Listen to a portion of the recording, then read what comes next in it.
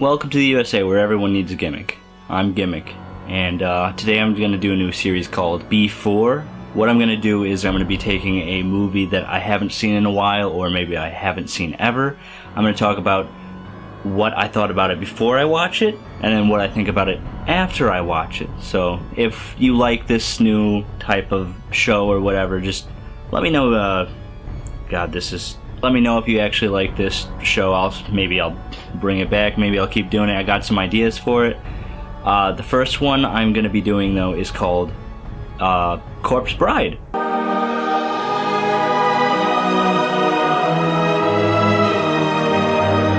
Corpse Bride. I will say, before it first came out, I was a big fan of the Nightmare Before Christmas movie. I loved Tim Burton to death. I loved all type of stop motion. I still do love a lot of stop motion. I go out of my way to go watch stop motion movie, no matter how bad the reviews are or anything. I think it's one of the only types of film that actually goes a lot of work, and it's not all just CGI. It's a lot of work, and I love stop motion to death.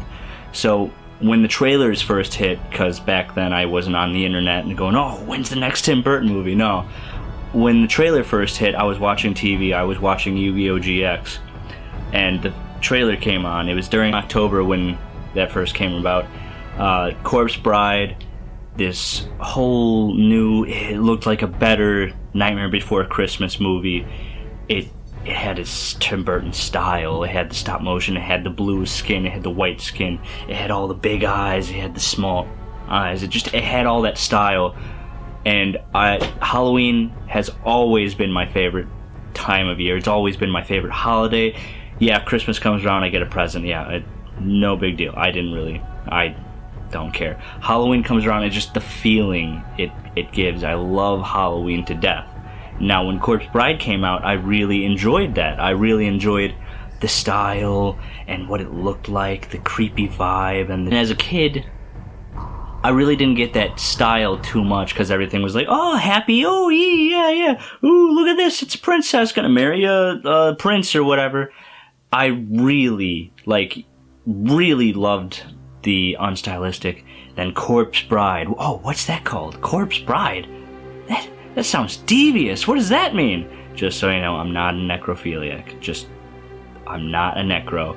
I'm not one of those guys. I don't enjoy that. But Corpse Bride came out. I was like, I gotta see this. Now, if you go back and look at the trailers, and if you looked at it from a kid's point of view, it wouldn't really look like a movie you'd want to see.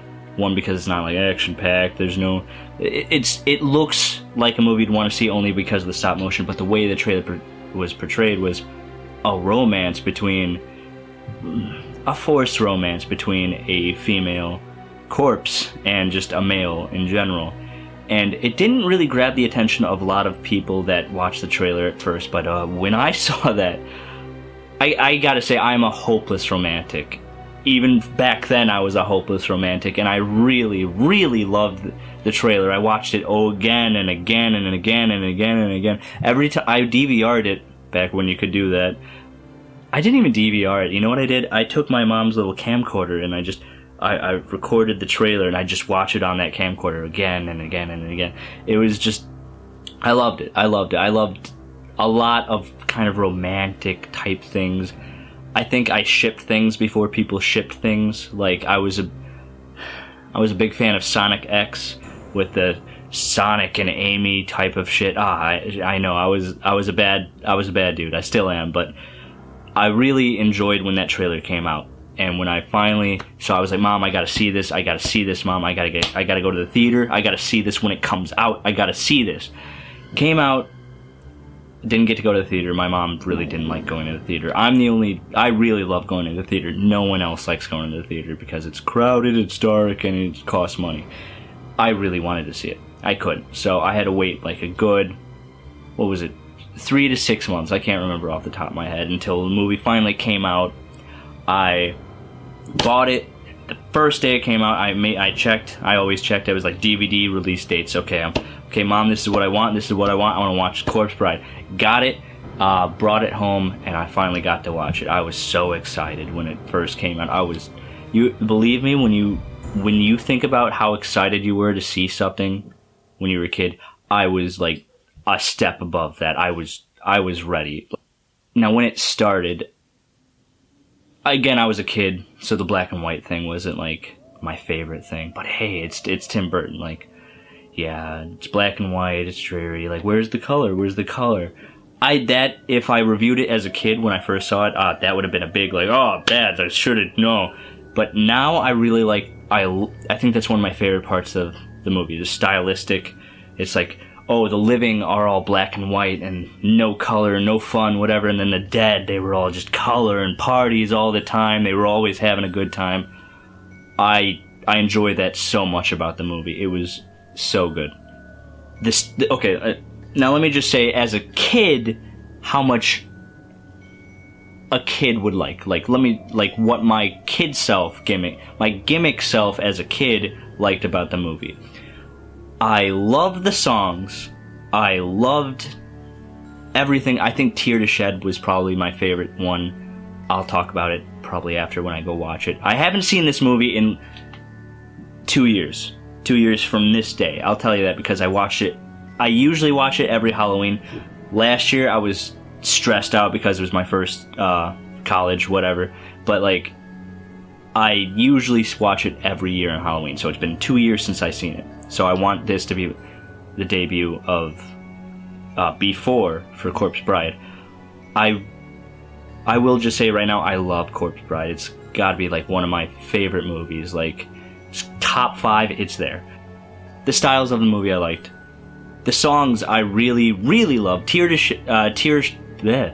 Shed is probably my favorite one of the bunch, even though there's a close second, and I'll probably talk to it about it after the movie.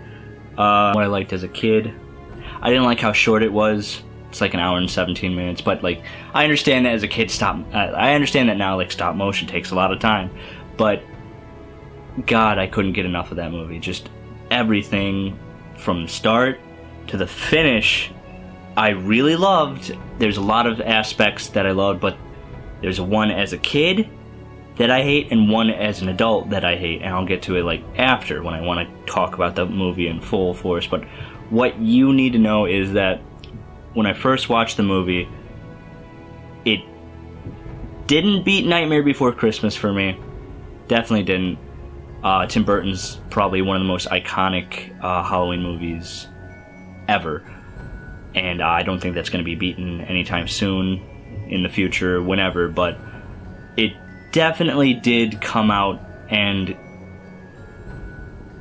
kind of not met my expectations as a kid, but like went above that. So as a kid, it was huge. I fucking loved that movie. I wanted shirts. I wanted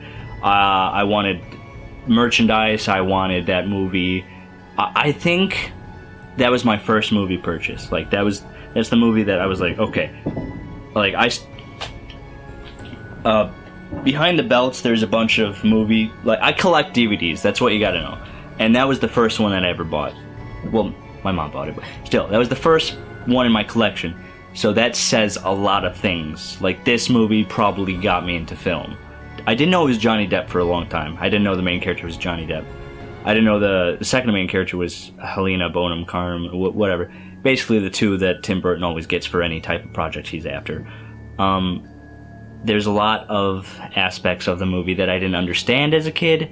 Like, oh, why is everyone hate, like, everyone, like, my parents especially, like, why do you want to see Corpse Bride? That's so gross. Like, I didn't understand that as a kid. I thought, oh, this girl really wants love, and she's trying to get... I didn't understand, like, oh, necrophilia, that's probably really, really bad. Now I got it. Now, the characters... Victor, I would say, is a lot really forgettable. Really forgettable. Not as much as...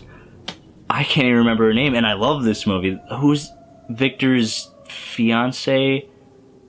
I'm gonna kick myself if I can't remember it. I'm not looking it up because I have a rule for this B4 series. I will not, if I choose a movie I'm not gonna look up anything about it until I do this, and then after I'll look it up. So Victoria! That's what it was! Okay. That was so stupid as a kid. Cause I saw, her name is Victor. Oh, that's cool. Victoria, that's his fiance. Oh, so creative. Like, even now I'm like, why didn't they just come up with it? Julia, anything. But, like, maybe that has something to do with, like, Victor, Victoria, they need to be a perfect match like that. They have to be this kind of... It's not based on their personality and how they feel about each other. It's about how well they fit together, like, as someone who would see them. Maybe that's how it was going, but at the same time, I'm like, they could have come up with something better. I swear to God. Maybe there was a weak villain. Weak villain, but I loved the side characters. We didn't get enough of the side characters, but we got a good amount. Like the jazz skeleton, I can't remember his name, and I'm not going to, so don't yell at me. The jazz skeleton, the one skeleton with the mustache, the little guy on the head, like on the plate with the head that's just like, oh, he's French, whatever. I really enjoyed that. I didn't enjoy... What didn't I enjoy? Probably the villain is off the top of my... Again, this is all off the top of my head when I do, like, these B4s. The villain's probably the worst part for me. There is one part, and I'll get to that after, because I kind of want to build up on this. It's just has a lot to do with the ending and whatnot, but I really do love this movie. Honest to God, love this movie. Just, it beat out Nightmare Before Christmas for me. Now, like, all these years later, it beat it out for me. I like it a lot more than Nightmare Before Christmas, but I will say that it isn't liked as much as I would hope so. It just, Nightmare Before Christmas is a holiday film, and you could say Corpse Bride's not a holiday film because it's not based around Halloween, so, I mean, understandable, but I still watch it only every Halloween. And that whole, like, little thing that's going on, like, a story's a story, and then, like, sometimes it's just not in the right order, like, Jack Skellington, Victor, and then Frank and Weenie. That, sure, I mean, maybe I'll do a Frank and Weenie episode, even though I watched it for the first time, whatever. But, just so you know, I don't know how this series is gonna go, how I'm gonna, like, actually organize it, but just, like, right now, how I'm organizing it is, right here is where I'm gonna end it, the B4 section, and I'm gonna say, it's in good standing right now. Last time I would have probably rated it a 12 out of 14, and I should probably redo my 14 scale just so people can actually understand how it works out. But it was probably a 12 out of 14 right now. It was in really good standing. So, let's see how it's gonna do after I watch the movie, and see how it is afterwards. Okay? Let's get this going.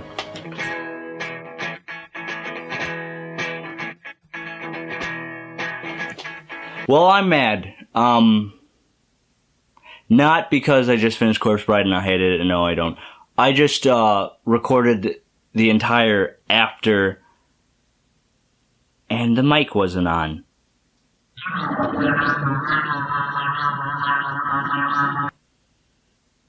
So, here we go again.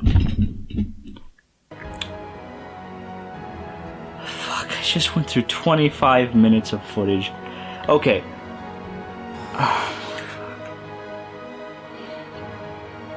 I love this movie, Corpse Bride.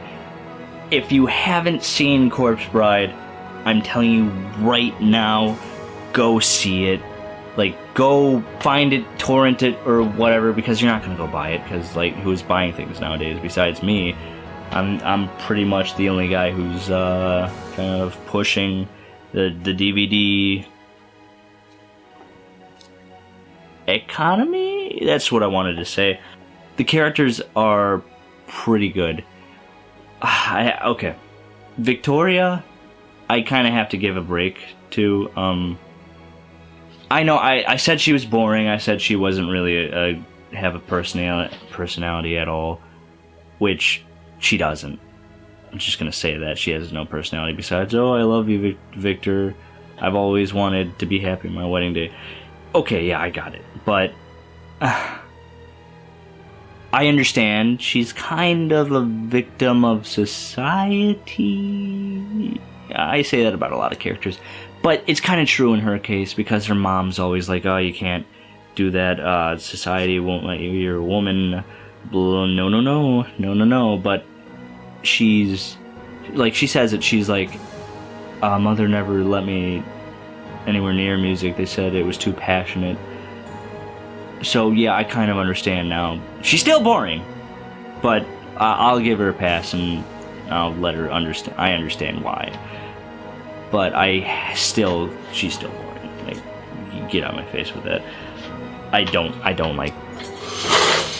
I like her, but I don't like her. If that makes any sense whatsoever. And yeah, I'm just gonna put my feet up because I just went through 25 minutes of not filming what I was talking about. So I don't care right now. God damn it. Victor kind of has a weird transition. He's like kind of getting confident, but at the same time, like, it comes out too much. Like, he switches.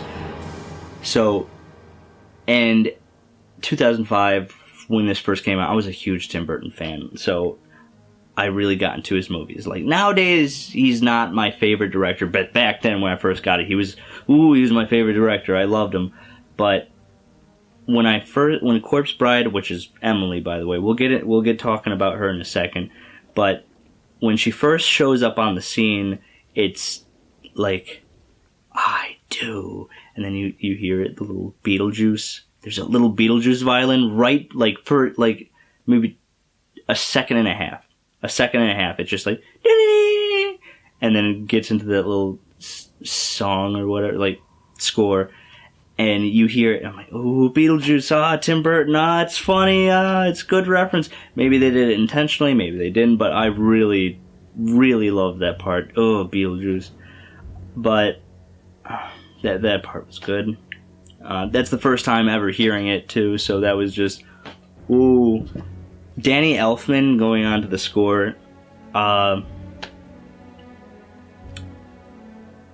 he's always good, but he's not always, but he's good. And then there's parts where you're like, okay, that's clearly just Danny Elfman, and he puts his stamp on things, but he doesn't. If I showed you the score for this movie, if I kind of made you listen to the score for the movie, you wouldn't be able to go, oh, that's Corpse Bride.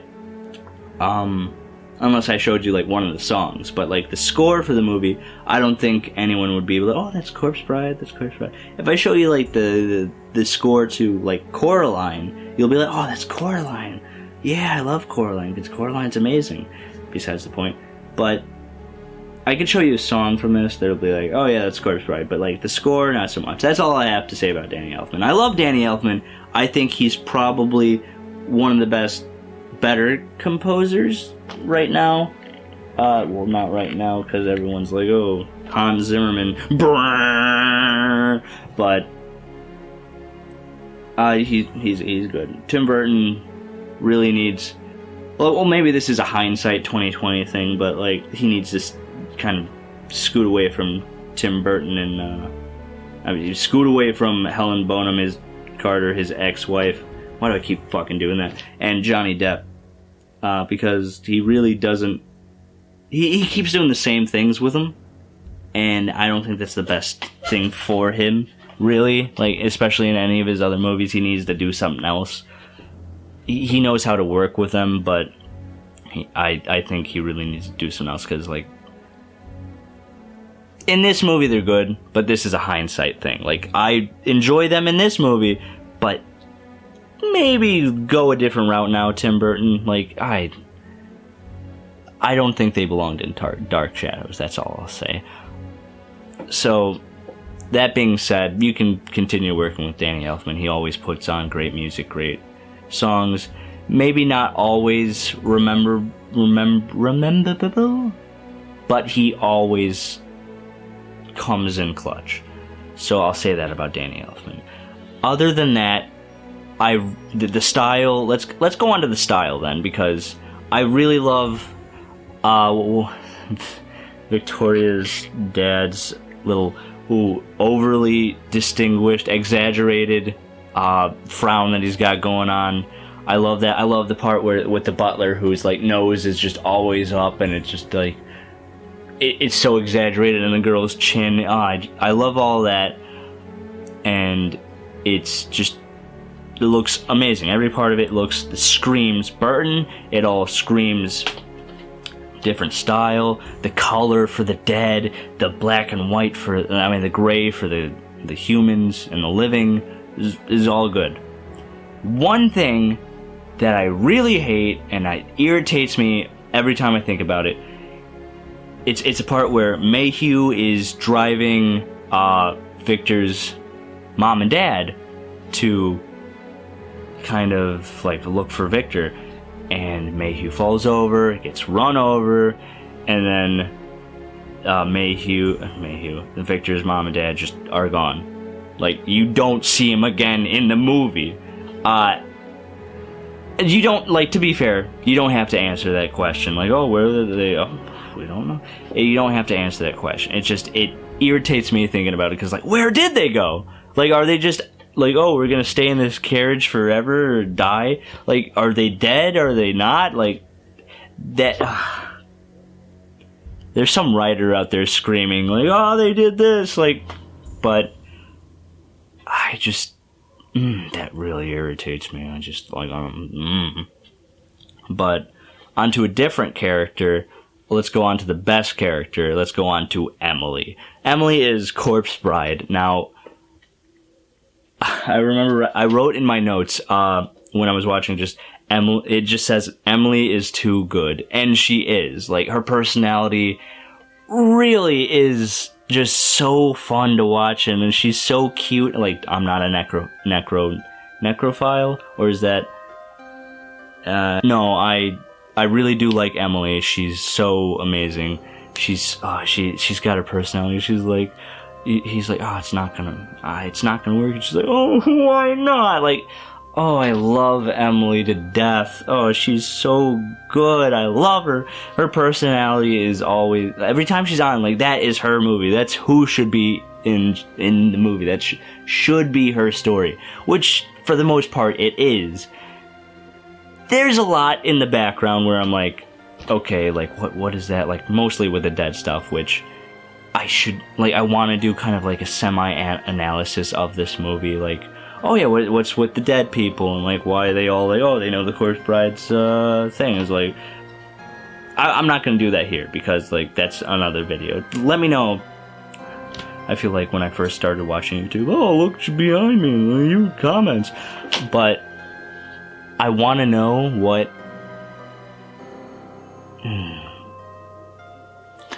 Just let me know if I should do an analysis of Corpse Bride, because that would probably be a great video for me. I really enjoy Corpse Bride so much. But Emily has personality. She has a goal. She has like all these things about her, and like her accent. I love her accent so much. Like, I know it's Helena Bonham Carter, but like let's chop that's Helena Bonham Carter, and this is Emily Corpse Bride, this half.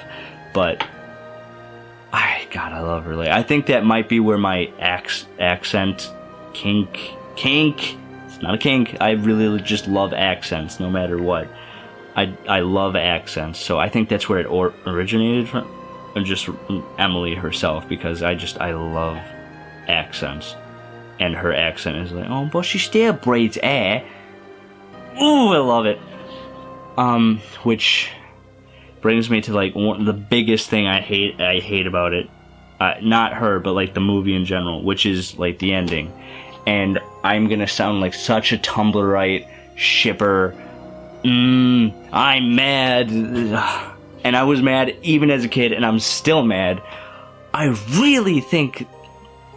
I wanted Emily to end up with Victor. I wanted Victor to kill himself. Because, like, Emily doesn't get a happy ending. She kind of just disappears and she's in her butterflies or whatever. Like, yeah, you can like argue, oh, she moved on, she's coping with it, like that's her happy ending. No, that's not her happy ending, because if Emily was happy, then her happy ending would be having someone actually love her like she wants someone to love.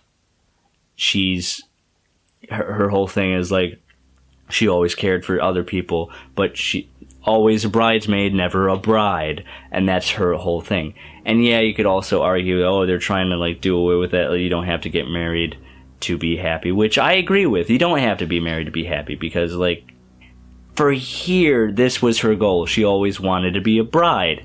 So when she just disappeared and like, oh, I'm happy now, bullshit. You're not happy, and that's the main thing I've always hated about this movie. Even as a kid, I was like, bullshit. She should have ended up with Victor, and Victoria should have like gone and fucked herself. Like, as a kid, I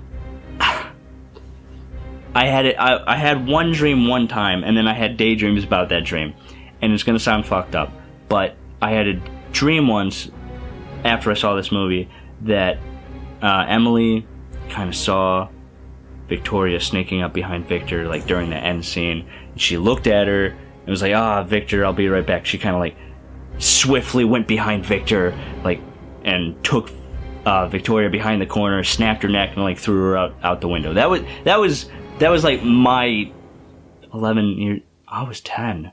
Oh, I was 10. I was a freak.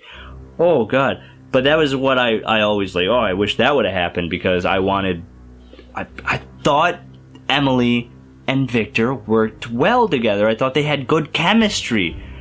I really did. I think their chemistry was probably better, most likely, yes, it was better than Victoria's, because Victoria and Victor had one conversation before, like, oh, I love you, but one conversation, that's my whole point.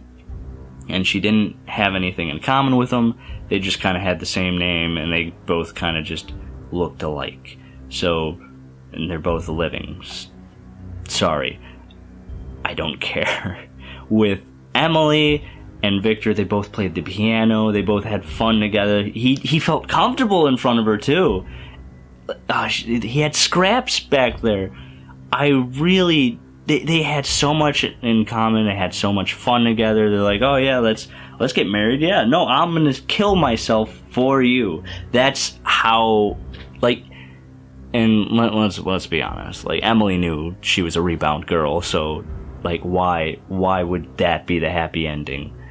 That she goes away after that. Like, she knew what she was getting into, and Victor going back and being like, yeah, okay, I'll be there for you.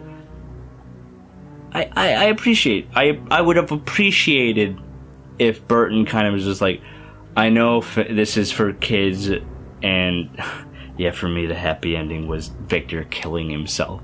I know, like, in the studio's eyes, this is for kids, you can't kill himself in front of kids to be happy, but like, it would have been so, like, if that would have been how it ended, it would have been kind of, in my mind, probably revolutionary, because it'd be like, oh, wow, this happened, it's so dark, it's an actual, like, Burton would be a dark style. He's not trying to, like, pander to these family kids or whatever. Like, I really just wanted Emily to end up with Victor. That's how I thought about it, because they have so much good chemistry, and Victoria's just like a plank of wood. And I really thought Victor would have been better off with, well, but I digress. I can't say anything more about that, because I really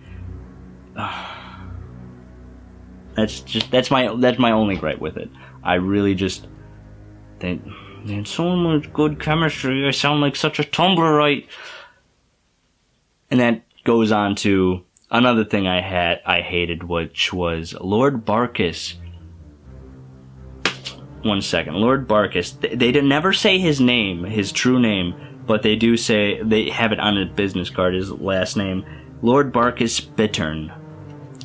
a weak antagonist. And to be fair, I don't think he was supposed to be the antagonist. I think he was just supposed to be a plot device. That's pretty much it. He was just a character there. He never really he kind of took Victoria away, but like, yeah.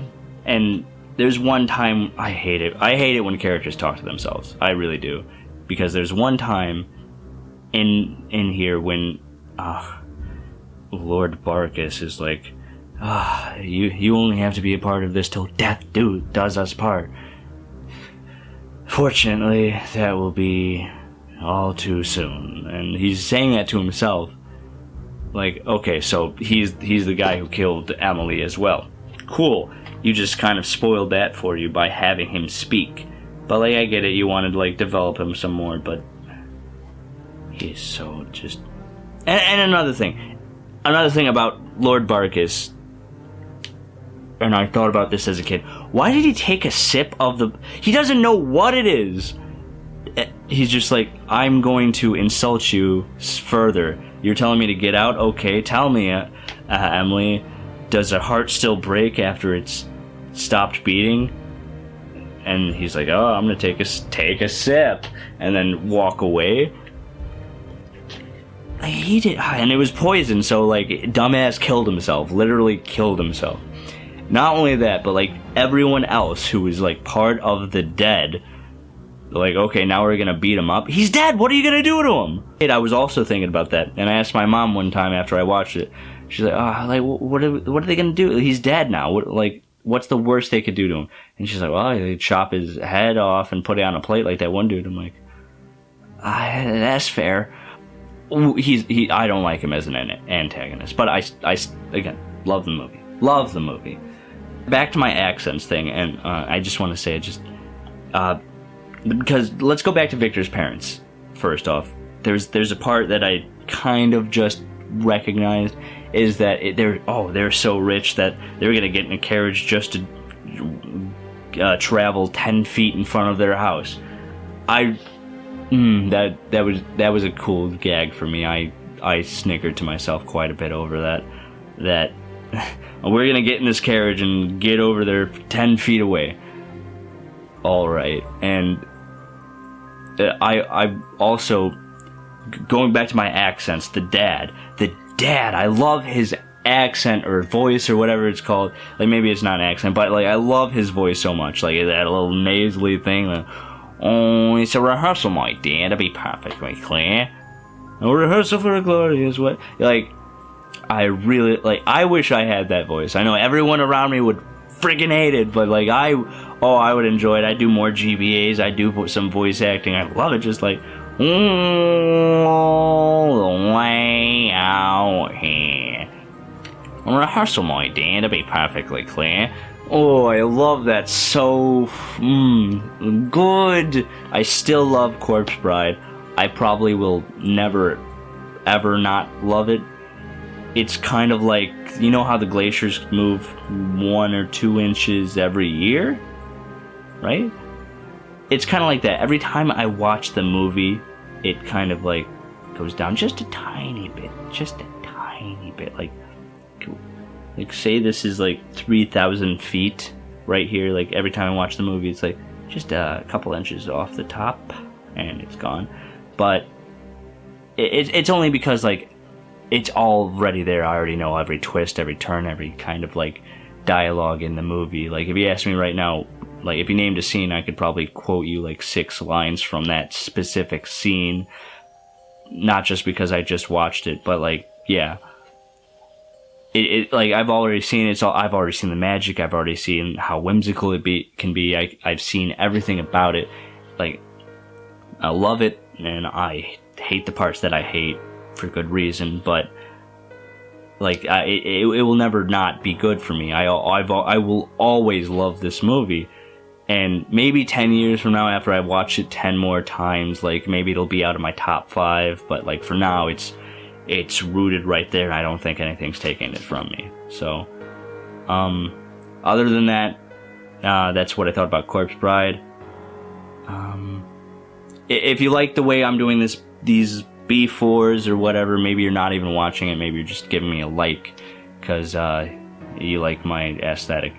But please, let me know how you like it. Maybe I should do some more. Maybe suggest some movies I haven't seen, and maybe I can talk about how I think about them before I see them and then after them. But other than that, just bear with me.